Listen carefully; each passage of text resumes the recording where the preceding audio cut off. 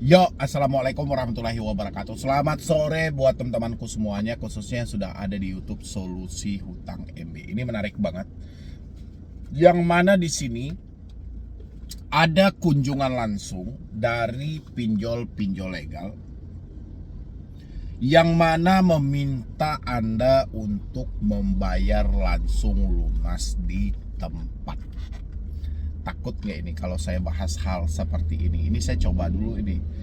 Kalau misalnya Anda bisa berpikir jernih dengan logika, kemungkinan saya akan bahas satu persatu ya untuk kedepannya. Tapi kalau saya lihat nanti begitu banyak yang ketakutan dengan hal-hal yang seperti ini, kemungkinan saya akan hentikan untuk pembahasannya buat kedepannya. Karena orang-orang selalu sensitif atau sangat sensitif kalau sudah kita bahas soal kehadiran debt collector ke rumah, meminta atau memaksa orang-orang membayar lunas langsung di tempat ya. Tapi sebelum saya lanjutkan untuk bahas video ini, seperti biasa yang belum support channel ini silahkan disupport dulu.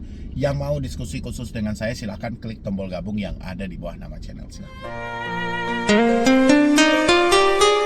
Oke, ini ada pertanyaan dari salah satu follower yang ada di Instagram. Nanti Instagramnya teman-teman bisa lihat di pojok bawah. Siang Bang, saya mau tanya mengenai DC Kredit Pintar. Yang mana di sini DC Kredit Pintarnya telah mengirimkan berupa di sini SMS ya. Bapak atau Ibu, manajemen kami sudah membuatkan surat jalan atas data-data Anda. Dikarenakan ini siang ini data Anda sudah akan direkap dan akan segera dikirim ke OJK. Untuk menghindari pengalihan data, siang ini segera percepat pembayaran Anda. Khawatirnya pihak manajemen sudah meminta pihak lapangan kami untuk memproses data Anda. Jika sudah masuk penagihan lapangan siang ini, maka Anda akan diminta melakukan pembayaran penuh. Oke. Soal pembayaran penuh itu nggak ada masalah. Yang jadi masalah kita hari ini adalah duit kita dari mana. Kan itu pertanyaannya. Makanya saya selalu himbau buat teman-teman semuanya, gak usah baper dengan SMS seperti ini atau tagihan-tagihan seperti itu. DC datang ke rumah, mau DC via telepon, konsepnya semuanya sama. SMS pun atau telepon pun tetap juga dengan menagih. Datang ke rumah pun tetap juga dengan menagih. Habis itu sudah betulnya bertanya seperti ini. Saya dapat ancaman seperti ini. Apakah betul dia akan datang ke rumah? Ini bukan ancaman. Mereka menyampaikan ya bahwasannya kalau misalnya tidak dilakukan penagihan hari ini, mereka akan berkunjung ke rumah. Tapi soal kapan dia berkunjung ke rumah itu kan nggak tahu. Jadi ini bukan bagian dari ancaman. Dan begitu juga dengan kita sebagai debitur, kita nggak perlu takut. Kita harus mempersiapkan diri kita, baik secara telepon yang masuk, SMS yang masuk, WA yang masuk, bahkan sampai mereka hadir ke rumah pun kita harus persiapkan. Ya, ingat Anda ini tidak mampu bayar atau tidak mau bayar. Itu dulu pertanyaannya. Kalau memang Anda sengaja tidak mau bayar, kalau saya no problem, saya tidak ada solusi dalam hal itu. Tapi kalau memang Anda tidak mampu bayar, Anda nggak perlu takut, nggak perlu khawatir juga dengan hal ini. Ya, karena memang fakta dari keadaan kita nggak ada. Kita mau sulap apa ini menjadi rupiah ini gitu loh. Ya, ini yang harus disematkan dari teman-teman semuanya. Bukan berarti semua ucapan-ucapan yang mereka mau berkunjung ke rumah, mereka mau datang ke rumah, harus kita takuti. Justru ini adalah hal yang baik. Daripada kita disibukkan diri dengan penagihan via telepon, via SMS, via WhatsApp, justru ini bagus. Kita berkomunikasi langsung dengan debt collectornya, langsung datang di rumah. Gak ada pula yang perlu kita takuti.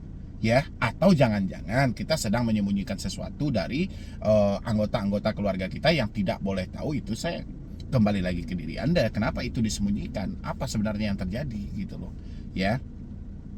Habis itu lagi dia mendapatkan satu lagi nih SMS. Siang bos, saya Bagas tim lapangan dari lokasi terdekat, kami berikan kesempatan jam 3 sore. Ini kau bayarkan transfer ke aplikasi, tidak ada konfirmasi yang masuk dari pusat mengenai pembayaran kau, maka kami ke lokasi membawa surat somasi beserta RT atau RW kau. Tidak ada respon, kami hubungi anggota keluarga. Ini nggak ada masalah hal-hal ini. Mereka tidak menyebutkan sama sekali aplikasi. Yang jadi masalah yang di atas tadi, mereka menyebutkan nama aplikasinya gitu loh. Ya, Tapi kalau mereka tidak menyebutkan nama-nama aplikasi, Anda nggak perlu khawatir juga dengan hal-hal seperti itu. Soal dia bilangin, ini kami mau koordinasi ke RT, ke RW, menghubungi anggota keluarga. Anggota keluarga itu kalau bagian dari kontak darurat, itu nggak ada masalah. Tapi kalau tidak bagian dari kontak darurat, itu bermasalah. Kita permasalahkan aplikasinya, ya. Habis itu baru orangnya dari ini di bulan April ini, di bulan April baru Mei dia mengchat saya ulang lagi, ya. Selamat siang Bang, saya ada galbay di 4 pinjol legal. Barusan tadi didatangi sama DC Kredit Pintar, dia minta saya lunasin di akhir bulan ini, oke? Tapi saya nggak mengiyakannya. Solusinya gimana ya Bang biar DC-nya nggak datang ke rumah? Oke, ini buat teman-teman semuanya ya. Sebelum kita melangkah jauh, misalnya untuk Anda yang menghadapi debt collector datang ke rumah, sebelum mereka membahas ke pokok permasalahan, kita sudah tahu nih, tujuan mereka datang ke rumah adalah menjemput tagihan atau mengambil tagihan yang tertunggak tadi, ya. Tapi kita jangan buru-buru masuk ke poin yang sama. Dalam hal itu, alangkah baiknya yang pertama adalah kita melakukan dulu seperti perintah OJK dalam POJK nomor 35 garis miring POJK titik 05 garis miring 2018 tentang penyelenggaraan usaha perusahaan pembiayaan, ya, di mana perusahaan pembiayaan diperbolehkan untuk bekerja sama dengan pihak ketiga dalam rangka penagihan. Yang dimaksud dengan penagihan adalah segala upaya yang dilakukan oleh perusahaan pembiayaan untuk memperoleh haknya atas kewajiban debitur untuk membayar ansuran, ya, termasuk di dalamnya melakukan eksekusi anggunan dan hal-hal debitur wan prestasi. Dalam proses penagihan, pihak ketiga di bidang penagihan yang lebih dikenal dengan istilah debt collector, ya, diwajibkan membawa sejumlah dokumen. Diwajibkan, jadi nggak ada cerita lupalah inilah, nggak ada cerita, ya. Yang paling pertama mereka harus menunjukkan dulu kartu identitas mereka. Terkadang seringkali kita karena terlalu ketakutan, ya, karena kita terlalu ketakutan, buru-buru cepat mereka pergi, buru-buru mereka tidak teriak-teriak, kita lupa mempertanyakan hal ini. Ini penting loh bagi kita, ya, karena hutang-hutang ini adalah aib-aib yang harus ditutupi. Ini urusan privasi. Kita nggak mungkin berbicara dengan orang yang hanya mengatakan katanya dari perusahaan ini, ya. Tapi mereka harus menunjukkan yang paling pertama adalah kartu identitas, ya. Jelas identitas ini ya mungkin berupa ID card boleh, ya, iya kan, yang sama dengan data-data dia yang ada. Itu yang paling pertama. Yang kedua adalah sertifikat profesi di bidang penagihan dari lembaga sertifikasi profesi di bidang pembiayaan yang telah terdaftar di OJK. Dia harus mempunyai sertifikat, ya, yang telah dikeluarkan oleh lembaga resmi yang terdaftar di OJK bahwa dia telah mengikuti pelatihan. Kemungkinan mereka tidak melakukan intimidasi, tidak melakukan caci maki, tidak melakukan tekanan fisik dan lain sebagainya, ya. Itu syarat wajib. Ini perintah OJK ini, nanti saya munculkan. Habis itu adalah surat tugas dari perusahaan pembiayaan, ya, bukan hanya sebatas fotokopi dan fotokopi yang mereka tunjukkan atau surat-surat apa deh yang mereka tunjukkan yang tidak ada kejelasannya. Habis itu bukti dokumen debitur yang wan prestasi. Dia harus menunjukkan berapa lama Anda tertunggak, ada jumlah hutang-hutangnya di sana. Oke, mereka bisa berdalih hal ini bisa mereka tunjukkan melalui aplikasi dan segala macam. Tapi sertifikat profesi penagihan di bidang penagihan ini mereka harus ada. Kalau misalnya mereka tidak lengkap, stop dulu untuk kita berbicara, sampaikan ke mereka. Ini sesuai dengan perintah OJK, bukan kita mempersulit, tidak. Ini sesuai dengan perintah OJK. OJK menyampaikan dalam POJK nomor 35 garis miring POJK titik 05 2018 tentang penyelenggaraan usaha perusahaan pembiayaan, ya. Maka dari itu dalam proses penagihan pihak ketiga bidang penagihan itu lebih baik dikenal dengan nama istilah debt collector, diwajibkan. Bayangin sama Anda, diwajibkan berarti ini harus, nggak bisa enggak, ya. Itu yang paling pertama harus kita cek dulu kelengkapan dari dokumen-dokumen mereka. Kalau misalnya mereka tidak dilengkapi dengan hal-hal itu, sampaikan ke mereka, silahkan Anda kembali dulu ke perusahaan Anda, nanti Anda boleh balik lagi ke sini. Ya, saya belum mau berbicara soal hutang-hutang saya sampai ada kejelasan siapa sebenarnya Anda. Di sana OJK menjelaskan itu adalah dokumen-dokumen wajib yang harus dipertunjukkan dalam penyelenggaraan suatu penagihan sehingga tidak terjadi disput gitu loh. Ya, sengketa, terjadinya perdebatan, terjadinya permasalahan nantinya gara-gara ada yang mengunjungi tanpa dilengkapi dengan sertifikat profesi di bidang penagihan ataupun dokumen-dokumen lainnya yang wajib dibawa saat itu. Ya, jadi sebelum kita masuk ke ranah hutang-hutangnya, alangkah baiknya kita periksa itu dulu. Oke, sekarang kita masuk lagi ke pertanyaan seperti yang disampaikan salah satu follower ini. Dia menyampaikan di sini, barusan tadi didatangi sama DC Kredit Pintar, dia meminta saya lunasi di akhir bulan ini. Oke, itu nggak ada masalah.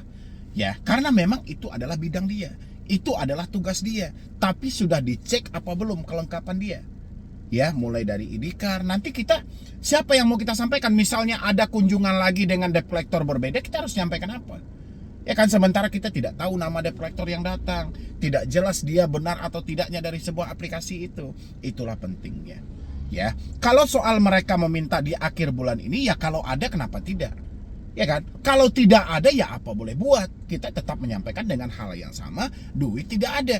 Kita sudah melakukan usaha, kita sudah mencoba untuk berusaha semaksimal mungkin, tapi hasilnya juga tidak membuahkan hasil. Ya, mau tak mau kita menyampaikan sama mereka duit kita nggak ada, duit kita nggak cukup.